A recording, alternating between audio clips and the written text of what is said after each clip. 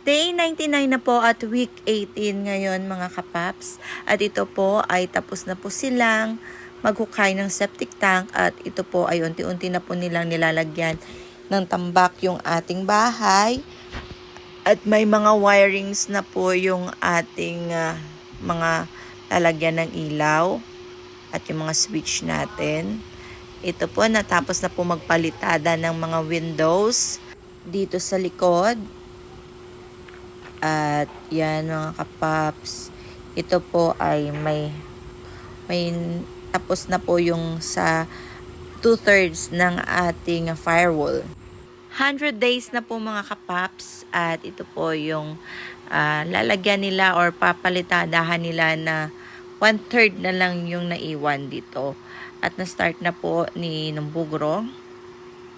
101 days na po mga kapaps at ito po ay inuumpisa na po yung ating septic tank.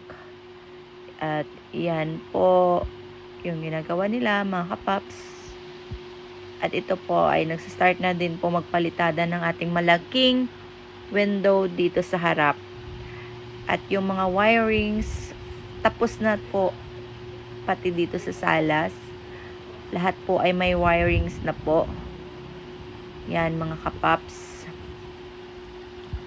At lagay din po yung hamba ng CR. Ito po yung napalitadahan sa hagdan facing front. At dito sa likod, mga kapaps, yung view natin. At ito sa gilid, malapit na po matapos dito sa gilid yung pagpapalitada ng ating firewall. Mukhang bahay na siya tingnan. Yan mga kapaps. Bali wala po kami sa day 102 at day 103. Babalik po kami dito sa Saturday, day 104. Yan mga kapaps. Ang kanilang septic tank. Kasi ito po ay December 24 kaya uuwi kami ng bayan. Merry Christmas mga kapaps! 104 days na po tayo at nakikita ko na kung ano yung ginawa nila sa ating septic tank. 2 butas po ito. At ito po kalaki yung ating septic tank. Siguro nasa 3 meters or 4 meters by 2.5. Basta malaki po ito mga kapaps. At yun na nga po, ito po yung sa harap ng bahay, may palitada na po yung ating mga windows. Bali, isa na lang po yung hindi napalitadahan, yung sa CR, yung maliit. At, yung sa CR na lang. Kaway-kaway mga kapaps! Natapos na po nila yung ating firewall kung saan nakatipid po tayo sa pagbabakod kasi yung ilang metros na yan ay serving bakod na po natin.